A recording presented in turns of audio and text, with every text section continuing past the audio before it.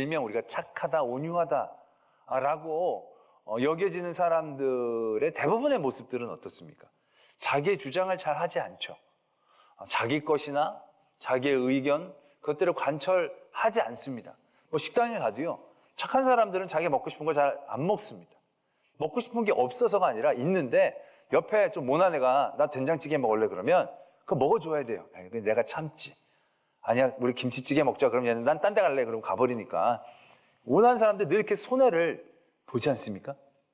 여러분들 경험이 없어서 모르시나 본데 전 너무 잘 느껴지거든요. 그러니까 온유한 사람들은 자기 먹고 싶은 거 잘 안 먹고 애들도 착한 애들은 자기 거 주장하지 않잖아요. 이렇게 다 나눠주고.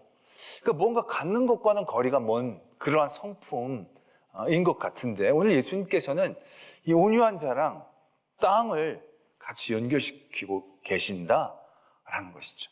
너무 의외의 복이다라는 생각들을 해보게 됩니다. 근데 이게 그냥 주어진 게 아니고요. 이미 구약에서부터 그러한 하나님의 말씀과 약속이 있었습니다. 시편 37편에 그것이 아주 잘 나타나고 있는데요. 시편 37편 11절에 그러나 온유한 자들은 땅을 차지하며 풍성한 화평으로 즐거워하리로다. 이렇게 하나님께서 이미 우리에게 말씀하고 계신다는 거죠. 온유한 사람은 땅을 얻는다? 말씀, 약속을 해주시고 계신다는 겁니다. 그럼 이 시편 37편의 말씀이 온유한 자가 땅을 얻는 것에 대한 더 깊은 하나님의 말씀이 적혀져 있는 것을 보는 거죠. 왜 어떻게 온유한 사람이 땅을 얻게 되는 걸까? 온유한 사람이 칭찬도 아니고 땅을 온유한 사람이 얻게 되는 걸까?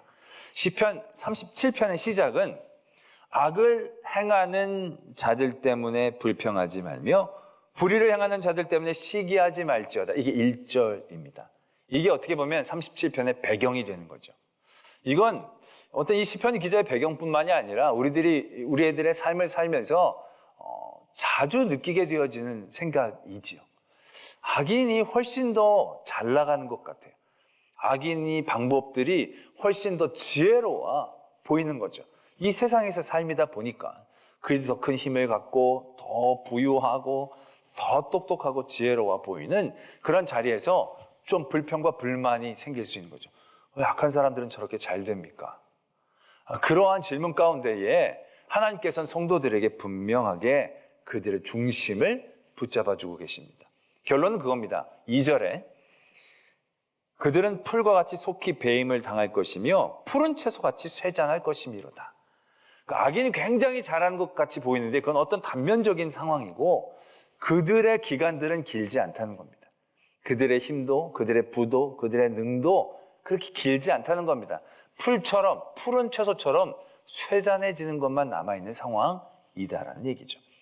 그러면서 말씀은 성도들에게 그렇게 얘기하고 계십니다. 그러한 삶의 자리에 섰을 때 너희들은 여호와를 의뢰하라. 여호와를 기뻐하라. 여호와께 맡기라. 이게요 3절, 4절, 5절 계속되어집니다. 그리고 7절에 여호와 앞에 잠잠하고 참고 기다려라.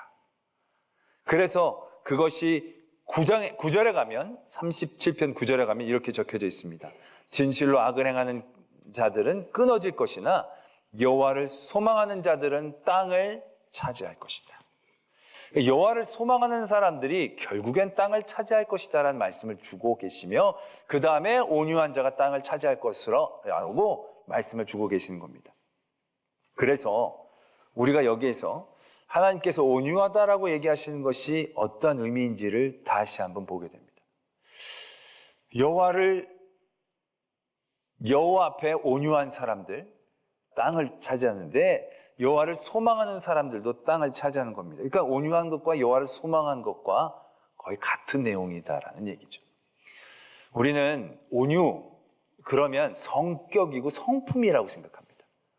착한 어떤 부드러운 성품이라고 생각합니다. 그러나 오늘 예수님께서 말씀하신 온유, 하나님께서 오늘 우리에게 말씀하신 온유는 성품에 대한 얘기가 아닙니다. 성품은 우리들이 삶을 살면서 어떤 사람들과의 관계 가운데에서 그들에게 나타내는 나의 모습이지요. 그런데 이 온유는 인간을 대한 우리들의 모습이 아닙니다. 이 온유는 하나님을 대하는 우리들의 모습을 의미하는 것입니다. 인간을 대한 우리들의 성격이나 성품을 얘기하는 게 아니고요. 하나님을 대하는 우리들의 태도를 얘기하는 것이 온유다라는 것입니다. 그래서 오늘 시편 37편에서도 말씀을 하고 있는데 악인과 대비되어지는 사람, 온유한 사람, 소망하는 사람, 이 사람의 특징은 뭐냐? 여호와를 기뻐하고 여호와를 의뢰하고 여호와께 맡기고 여호와 앞에 잠잠히 기다리는 사람. 사람에게 대한 모습이 아니죠, 이 온유함은. 전적으로 하나님을 얼마나 바라보고 얼마나 하나님 앞에 서고 하나님 앞에 집중하느냐 얘기를 하고 있는 거예요. 하나님을 소망하는 자, 하나님을 기쁘시게 하려는 자, 하나님으로 기뻐하는 자, 하나님 앞에 잠잠히 기다리고 있는 자, 하나님께 내 길을 맡기는 자, 그게 온유한 자의 모습이다라는 것이다 라는 얘기죠. 성격이 아니라는 겁니다. 여러분, 만약에 이게 성품이라면요, 성품은 솔직히 기질적인 게 많습니다. 사람이 태어나면서부터 온유한 기질을 갖고 있는 분들이 있어요. 그 태어나면서부터 온유랑은 거리가 먼 분들이 있어요. 그분들은 성격을 고치는 게 여간 어려운 게 아니에요. 성격은 참 고치기, 지금 신학적인 큰 질문도 하나요. 과연 믿음이 성격을 얼마나 고칠 수 있을까? 쉽지 않아요. 우리가 그걸 고민하는데요. 그래서 우리가 온유가 성품의 변화라고 생각하지만 그렇게 된다면 누구나 할 수 있고 누구나 할 수 없을 수도 있는 그런 얘기가 되어져요. 성품에 대한 얘기가 아니에요. 하나님을 향한 우리의 태도에 대한 얘기죠. 그래서 우리는 반드시 온유해야 되는 거예요. 성도는 다 온유해져야 되는 거예요. 근데 이게 다 착해져야 된다는 얘기를 뜻하고 있는 건 아니라는 얘기예요. 우리가 성품이 바뀐 얘기를 예로 들 때 모세를 예를 들 때가 많이 있습니다. 모세가 원래 성격이 불같은 사람이었죠. 불같은 사람. 그래서 왕자였을 때 자기 동족을 괴롭히는 애국 사람들을 쳐서 죽인 거예요. 그러니까 사람이 얼마나 그 사람이 주먹이 셌는지 모르겠지만 그냥 좀 이렇게 그 사람을 혼내주려고 때리는 그 정도는 완전히 이제 말하자면 조절이 잘 안 된 거겠죠. 그래서 막 하다가 그냥 죽은 거죠. 대단히 그 열이 있는 성격이 있는 사람이죠. 근데 나중에 보면 민수기 12장에 보면 말씀이 그렇게 적혀 있습니다. 모세가 온유했다는 거죠. 모든 사람보다 더했다는 겁니다.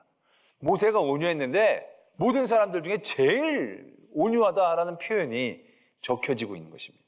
야, 모세가 그렇게 다혈질이었는데 광야에서 40년 동안 훈련받고 그 다음에 하나님의 쓰임을 받는 가운데에서 성품까지 바꿨구나. 우리 이렇게 생각하는 경우들이 많아요. 물론 성품도 많이 다 바뀌었을 겁니다. 나이도 먹고 또 여러 산전수전 겪고 갈고 닦여졌을 수도 있을 것입니다. 그러나 성질이 다 죽은 건 아니에요. 그 뒤에도 보면요, 모세가 백성들이 불평을 하죠.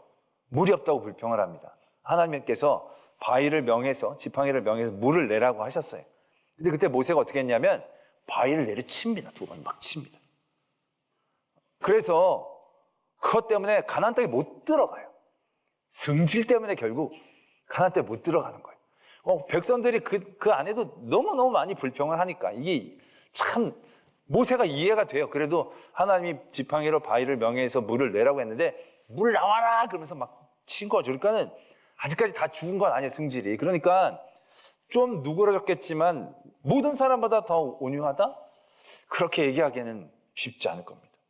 저는요, 아무리 그래도 바위 안 때립니다, 저는. 원래 성질이 저는 착한 사람이라서 때리라 그래도 건드리지 때리지 않거든요, 저는. 하여튼 성격이 바뀐 건 아니에요. 그렇다면 민수기 12장 3절에서 모세의 온유함이 더했다는 것은 무슨 의미냐? 그 배경이 이렇습니다. 모세가 구스 여자를 취했습니다. 이때 시보라가 죽었는지 안 죽었는지 모르겠지만 아마 시보라가 돌아가시고 난 다음에 이지 않았을까 생각을 해요. 그래서 구스 여자를 취했어요. 근데 이 여자를 취한 것 때문에 미리암과 아론이 모세를 비방하는 거예요. 아니, 여호와가 모세랑만 얘기했냐? 우리랑도 다 얘기하시고 계시를 주시고 했다. 그래서 비방하기 시작한 거예요. 왜냐하면 그가 그런 여인을 취한 것들이 어떤 내용인지 모르겠지만 하여튼 이방 여인이었고 그래서 그랬는지 하여튼 미리암과 아론이 형제 자매인데 모세를 비방한 거예요. 그러니까 성경에 보면 미리암과 아론이 모세를 비방함에 여호와께서 이 말을 들으셨더라. 이게 2절이고요. 3절에 이 사람 모세는 온유함이 지면의 모든 사람보다 더하더라. 이렇게 적혀져 있어요. 우리는 이렇게만 들으면 모세가 그 얘기를 듣고 나서도 참았다? 라고 이해가 될 거예요. 근데 상황으로 보면 모세가 이 얘기를 직접적으로 들었는지 안 들었는지는 잘 나타나질 않아요. 하나님이 들으신 거지 모세가 들은 건 아니에요. 그런데도 모세를 대뜸 온유하다라고 얘기하시는 거예요. 모세가 뭐 크게 착한 것 티를 낸 게 없는데. 근데 그 다음에 어떻게 말씀이 진행되느냐 하면 하나님께서 모세랑 아론이랑 미리암을 부르세요. 회막으로 부르세요. 그러면서 이렇게 말씀을 하세요. 6절 7절에 12장 6절 7절에 보면 이르시되 내 말을 들으라. 너희 중에 선지자가 있으면 나 여호와가 환상으로 나를 그에게 알리기도 하고 꿈으로 그와 말하기도 하거니 와. 선지자가 있으면 하나님의 환상과 꿈으로 얘기하기도 하셨다는 거죠. 그래서 미리암과 아론이 자기가 하나님하고 대화를 한 줄로 생각한다는 거죠. 그런데 내 종 모세와는 그렇지 않다. 그는 내 온 집에 충성함이라.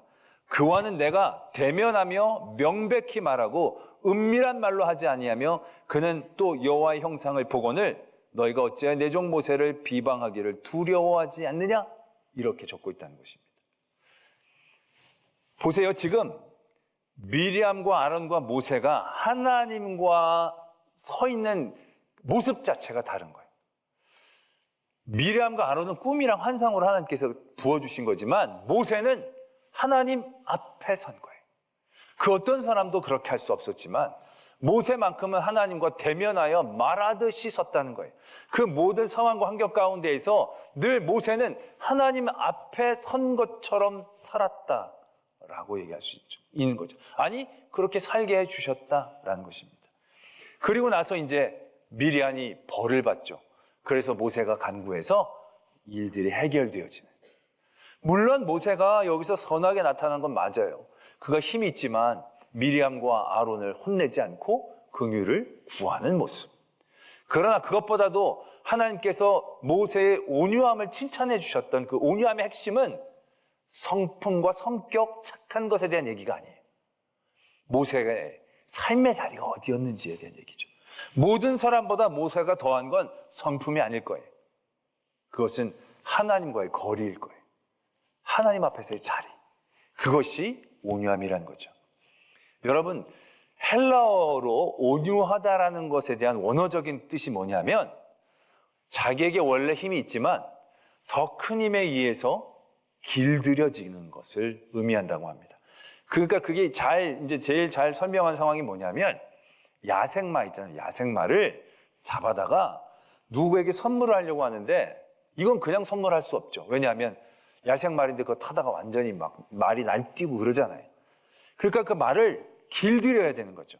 그래서 잘 길들여서 그 말을 선물하는 거예요. 그때 그 말 앞에 온유한 말이라고 붙인다는 거예요. 힘이 있지만 더 큰 힘에 길들여져서 그것에 순종하며 살 수 있는 모습들. 어떻게 보면 이 온유함이라는 것이 오늘 예수님께서 우리에게 말씀하시는 그 온유함에 가장 가까운 모습이다라는 사실들을 우리가 깨달아야 한다는 것이죠. 더 큰 힘에 의해서 나도 생각 있고 나도 의지 있고 나 뜻 있지만 그 모든 것들이 압도되어 그 앞에 내가 무릎을 꿇게 되어지는 모습들. 이삭이 그 사람들하고 싸우기 싫어서 그건 성품일 겁니다. 이삭이 그 사람과 싸우는 걸 두려워해서 그건 약간 비겁함일 겁니다. 그래서 우물을 다 내어줬더라면 그 사람은 그냥 착한 사람일 뿐이에요. 그런데 그 모든 이유가 하나님이 되었습니다. 마지막에 우물을 얻고 나서 하나님이 내 삶의 터전을 넓혀주셨구나 고백할 때에 그 모든 이전에 있는 일들이 온유하다라고 얘기할 수 있는 거예요. 그러니까 온유는요, 성격이 아니라 삶의 방식이에요. 이 세상을 살아가는 성도에게 요구되어지는 아주 중요한 삶의 방식이고 삶의 모습인 거예요. 해도 되고 안 해도 되는 성품이 아니라 꼭 지켜야 하는 이 세상에서 사는 성도들의 삶의 방식, 그게 온유인 거예요. 나도 생각이 있고 나도 뜻이 있어요. 나도 하고 싶고 나도 바라는 게 있어요. 근데 더 크고 위대한 힘 앞에 무릎 꿇고 겸손해질 수 있는, 그리고 그 뜻에 순종하고 그 뜻에 나를 맡기고 의지할 수 있는, 내 기뻐하고 내가 감사하는 많은 것들이 있지만 그것이 좋지 않음을 깨닫고 더 귀하고 큰 기쁨에 내 소망을 맞출 수 있는 것, 그게 온유다라는 얘기죠. 그런데 시편 37편에서 보면 온유한 자가, 하나님을 소망하는 자가 땅을 차지하게 되어지는 방식이 있어요. 방식이 뭐냐면, 소망에, 온유해, 하나님 이만큼 너 땅으로 줄게, 그런 방식이 아니에요. 이 땅에 악한 사람들과 하나님을 소망하는 사람들이 같이 있어요. 근데 악한 사람들이 자꾸 자기 땅을 넓혀가는 것 같은 느낌이 있어요. 내 걸 자꾸 빼앗기고 내 건 없어지는 것 같은 느낌을 받아요. 그런데 아까도 말씀을 드렸지만 그 악한 사람들과 하나님을 소망하는 사람, 온유한 사람의 차이는 시간이에요. 길이에요. 그런 사람들은 길지 않아요. 시편 37편에서 그 사람들을 어떻게 얘기하느냐? 사라지리로다, 끊어지리로다, 쇠잔할지리로다, 다 그렇게 얘기하는 거예요. 오래가지 않고 다 없어져요. 그 사람들은 존재하지 않고 그대로 사라지는 거예요. 그럼 결국 누가 남아요? 온유한 사람들이 남는 거예요. 결국 하나님의 사람들만 남아서 그 땅을 차지하는 거예요. 그 땅을 차지하는 거예요. 근데 여기서 대단히 중요한 게 있어요. 바로 뭐냐면, 이미 내가 온유해질 그때에 땅이 없는 게 아니에요. 내가 그 땅에 서 있는 거예요. 그 땅에 이미 내가 존재하는 거예요. 그 땅이 내 땅인 거예요. 없는 땅을 내가 이주해서 얻는 게 아니라 그 땅이 내 땅인지를 생각해야 되는 거예요. 이건 견디고 참고 기다리면 내 땅이 되어지는 것을 알아야 한다는 것이 무엇을 의미하느냐 하면요, 아까도 말씀을 드렸지만 많은 성도들이 착하게 살려고 애를 써요. 하나님의 사람으로 착하게 살면 나중에 복을 받는다고 생각하니까 착하려고 많이 애를 써요. 그래서 손해도 보고 억울하기도 하고 무시도 당하고 막 그러죠. 근데 여러분, 하나님은 예수님이 온유한 자가 복이 있다고 얘기했을 때 그 온유한 자가 착하게 사는 것을 얘기하는 게 아니에요. 여러분들이 착하게 살 필요가 없어요. 왜냐? 여러분은 착하지 않아요. 그런데 착하게 살려니까 힘든 거예요. 성질적으로 착하게 태어난 사람은 착하게 사는 게 편해요. 근데 우리는 그렇게 막 착하지 않아요. 착한 사람들도 오래오래 그게 쌓이면 아까도 말씀을 드렸지만 화가 나요. 억울해요. 나중에 하나님께 원망이 돼요. 덕이 안 돼요. 그리고 여러분들의 착한 것으로 누군가가 하나님을 믿게 되는 게 아니에요. 여러분들이 착하면 세상은 여러분들을 무시할 거예요. 착하게 살지 말라는 얘기는 또 아니에요. 착하게 살면서 그걸 보상으로 원하라는 얘기가 아니에요.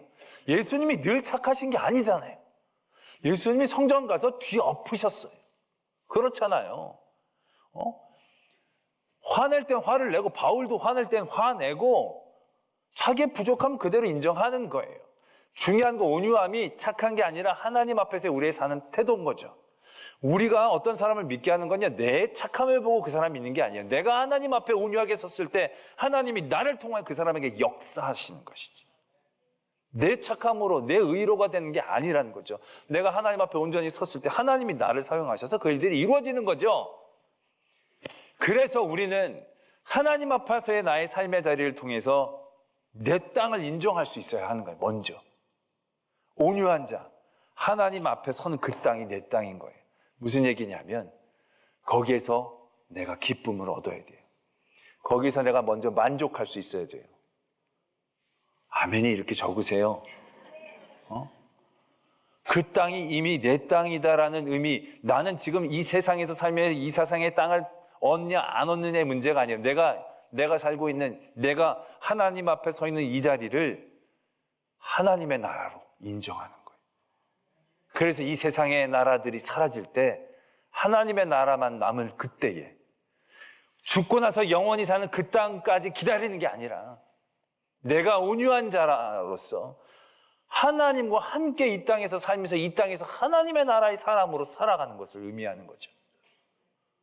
모세가 그랬듯이 다윗이 그랬듯이, 아브라함이 그랬듯이 모든 믿음의 선조들이 이 땅 가운데에서 세상의 권력으로 핍박받고 탄압받고 고통받았지만 거기서 내가 참고 견뎌 하늘나라에 가겠다라는 것으로만 그의 기쁨을 삼은 게 아니라 내가 지금 이곳에서 예수 그리스도를 믿는 그 자리가 기쁨이 되어질 때 그 고통을 견딜 수 있는 거죠. 참고 기다릴 수 있는 거죠. 분, 노, 불평, 그것에 빠지지 않을 수 있는 거죠. 그대로 여호와께 맡기면서 그 안에서 평안을 누리는 거죠. 여전히 힘들고 어려울지라도 여호와로 기뻐하고 여호와로 소망함으로 내가 그것에 가장 큰 즐거움의 이유를 삼는 거죠.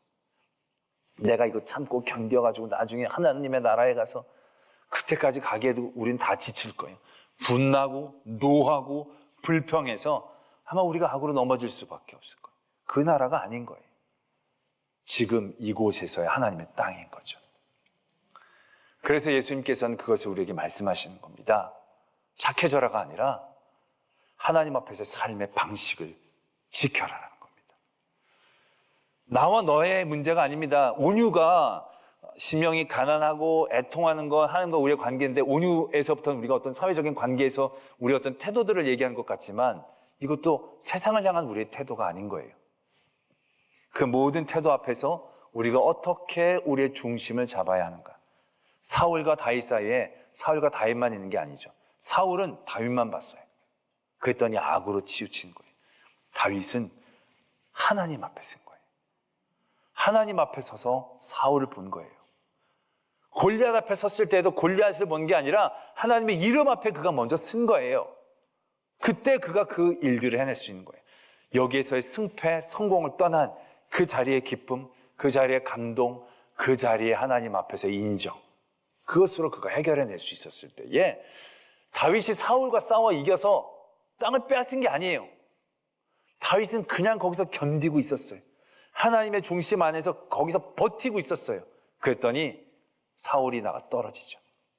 그리고 그 무비보셋인가 그 떨어져 나가고 그쪽이 다 떨어져 나가서 그 사람들이 다스려 달라고 들고 온 거예요. 그렇게 하나님의 일들이 이루어진다라는 것을 우리가 기억해야 한다는 것입니다.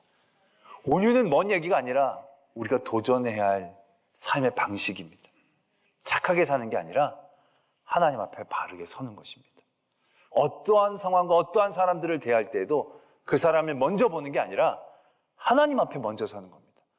여호와를 의뢰하고 여호와를 기뻐하고 여호와께 맡기고 여호와 앞에 잠잠히 참고 기다리고 여호와를 소망하고